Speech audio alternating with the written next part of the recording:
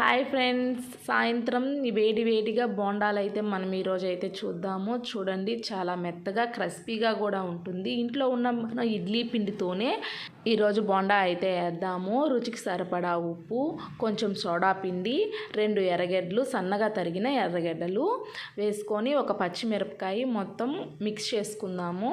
ఇదో నేను చూపిస్తున్న విధంగా బాండల్లో అయితే నూనె పోసుకునేసి బోండాలు అయితే మనం చిన్నవిగా అయితే వేసేసుకుందాము. చాలా టేస్టీగా ఉంటాయి. పిల్లలు కూడా చాలా ఇష్టంగా తింటారు. ఇలా అయితే వేసేసుకున్నాక మీరు ట్రై చేయండి. మీరు ఇంట్లో ఎలా వచ్చిందో అయితే కామెంట్ చేయండి. అలాగే బోండాలు అంటే ఇష్టం ఉన్న వాళ్ళు అయితే లైక్ చేయండి. వీటిని అయితే ఎర్రగా వచ్చేసాయి అనమాట. వీటిని తిరగేసుకుందాం. ఇలాగా అయితే కాలిపోయాయి. ఇప్పుడైతే మనం అయితే తీసేసుకుందాము. చూడండి ఎంత ఎర్రగా బాగున్నాయి కదా, చూడడానికి మెత్తగా చాలా టేస్టీగా ఉన్నాయి. మీరు ట్రై చేయండి. ప్లీజ్ సబ్స్క్రైబ్ చేసుకోండి.